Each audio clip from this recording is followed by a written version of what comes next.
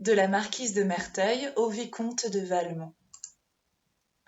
Que vos craintes me causent de pitié, combien elles me prouvent ma supériorité sur vous. Et vous voulez m'enseigner, me conduire. Ah, mon pauvre Valmont, quelle distance il y a encore de vous à moi!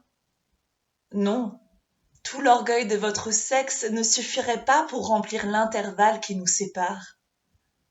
Parce que vous ne pourriez exécuter mes projets, vous les jugez impossibles. Être orgueilleux et faible. Il te sied bien de vouloir calculer mes moyens et juger de mes ressources. Au vrai vicomte, vos conseils m'ont donné de l'humeur et je ne puis vous le cacher. Qu'avez-vous donc fait que je n'ai surpassé 1000 fois? Vous avez séduit, perdu même beaucoup de femmes.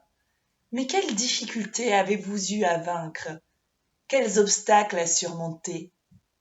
Où est le mérite qui soit réellement à vous?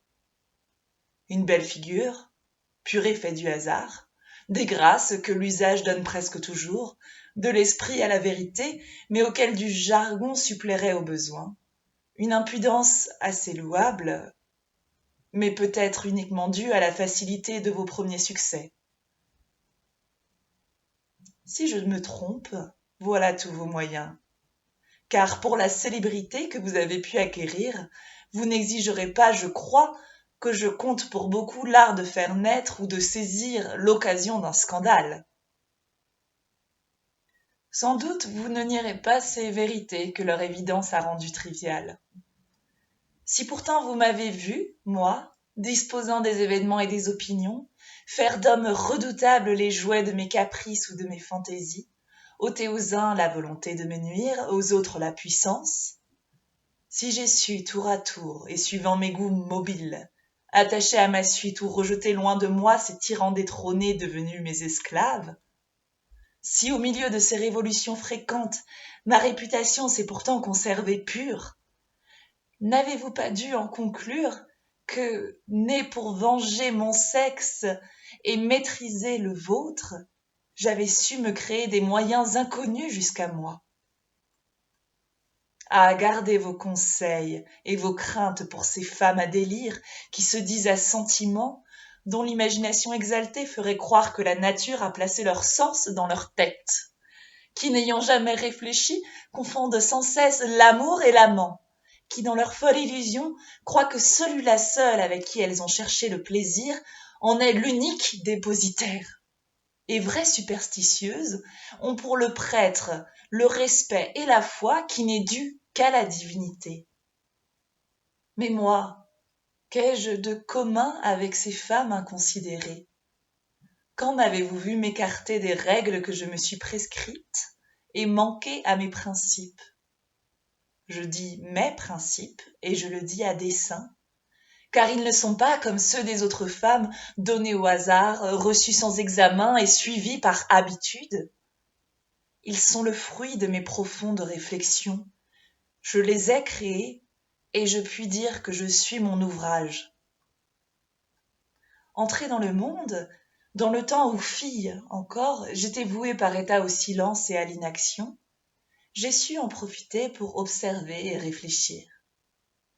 Tandis qu'on me croyait étourdie ou distraite, écoutant peu à la vérité les discours qu'on s'empressait de me tenir, je recueillais avec soin ceux qu'on cherchait à me cacher.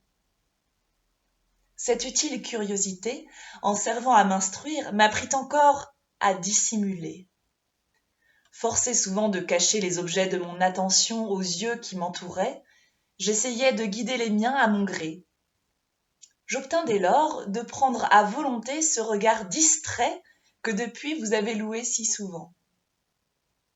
Encouragée par ce premier succès, je tâchais de régler de même les divers mouvements de ma figure. Ressentais-je quelque chagrin? Je m'étudiais à prendre l'air de la sécurité, même celui de la joie. J'ai porté le zèle jusqu'à me causer des douleurs volontaires pour chercher pendant ce temps l'expression du plaisir. Je me suis travaillée avec le même soin et plus de peine pour réprimer les symptômes d'une joie inattendue. C'est ainsi que j'ai su prendre sur ma physionomie cette puissance dont je vous ai vu quelquefois si étonné. J'étais bien jeune encore et presque sans intérêt. Mais je n'avais à moi que ma pensée, et je m'indignais qu'on pût me la ravir ou me la surprendre contre ma volonté. Munie de ces premières armes, j'en essayai l'usage. Non contente de ne plus me laisser pénétrer, je m'amusais à me montrer sous des formes différentes. Sûre de mes gestes, j'observais mes discours. Je réglais les uns et les autres suivant les circonstances, ou même seulement suivant mes fantaisies. Dès ce moment, ma façon de penser fut pour moi seule, et je ne montrais plus que celle qu'il m'était utile de laisser voir. Ce travail sur moi-même avait fixé mon attention sur l'expression des figures et le caractère des physionomies, et j'y gagnais ce coup d'œil pénétrant auquel l'expérience m'a pourtant appris à ne pas me fier entièrement, mais qui, en tout, m'a rarement trompée. Je n'avais pas 15 ans, je possédais déjà les talents auxquels la plus grande partie de nos politiques doivent leur réputation. Et je me trouvais encore seulement aux premiers éléments de la science que je voulais acquérir. Vous jugerez bien que, comme toutes les jeunes filles, je cherchais à deviner l'amour et ses plaisirs. Mais n'ayant jamais été au couvent, n'ayant point de bonne amie, et surveillée par une mère vigilante, je n'avais que des idées vagues que je ne pouvais fixer. La nature même, dont assurément j'ai eu à me louer depuis, ne me donnait encore aucun indice. On eût dit qu'elle travaillait en silence à perfectionner son ouvrage. Ma tête seule fermentait. Je n'avais pas l'idée de jouir. Je voulais savoir. Le désir de m'instruire m'en suggéra les moyens. Je sentis que le seul homme avec qui je pouvais parler sur cet objet sans me compromettre était mon confesseur. Aussitôt, je pris mon parti, je surmontai ma petite honte, et me vantant d'une faute que je n'avais pas commise, je m'accusai d'avoir fait tout ce que font les femmes. Ce fut mon expression. Mais en parlant ainsi, je ne savais en vérité quelle idée j'exprimais. Mon espoir ne fut ni tout à fait trompé, ni entièrement rempli. La crainte de me trahir m'empêchait de m'éclairer. Mais le bon père me fit le mal si grand que j'en conclus que le plaisir devait être extrême. Et au désir de le connaître succéda celui de le goûter.